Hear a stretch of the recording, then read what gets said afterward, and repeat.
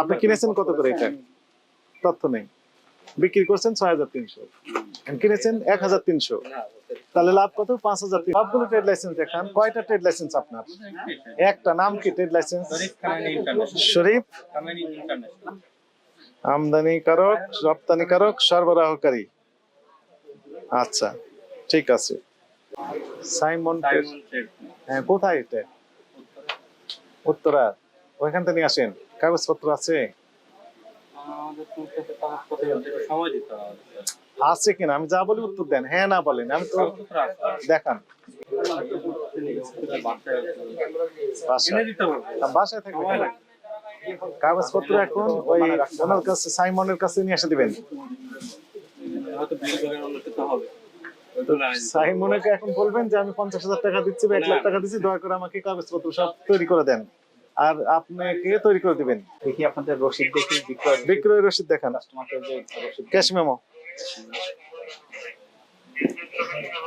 এটা দেন, আগেরটা দেন, এর আগেরটাও দেন, এর আগে যেটা বিক্রি করছেন সেটাও দেন।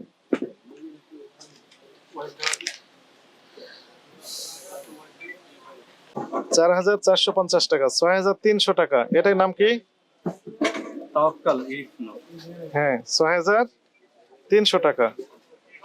এটার নাম কি? হ্যাঁ, ৬,৩০০ টাকা। এটার নাম কি?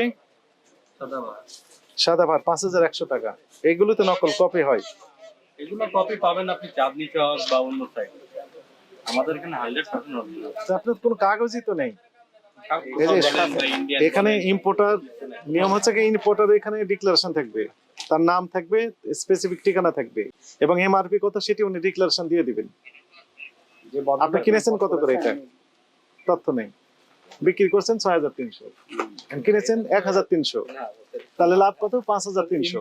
এখানে যখন আপনি এমআরপি লিখে দিবেন, খুচরা বিক্রেতা তার চেয়ে বেশি দামে বিক্রি করার সুযোগ নেই। যদি বিক্রি করেন, প্রত্যেকটা বিক্রয়ের ক্ষেত্রে ওনার নামে মামলা হবে আলাদাভাবে। এখন তো জানলেন, তাহলে এটা ভুল করেছেন আপনি। হ্যাঁ, যদি এটা আইনে থেকে থাকে তাহলে আমার ভুল। তো আইন না জেনে আপনি ব্যবসা কার্যক্রম শুরু করলেন, এটা তো ভেরি স্যাড।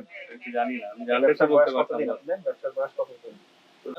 হ্যাঁ, নেই, ইম্পোর্টারের তথ্য নেই, ট্যাগ নেই, এমআরপি লেখা সেটি নেই, স্টক রেজিস্টার নেই। এই সকল অপরাধে আপনার প্রতিষ্ঠানটিকে সতর্কতামূলকভাবে এটি ৫০,০০০ টাকা জরিমানা আরোপ করা হয়েছে।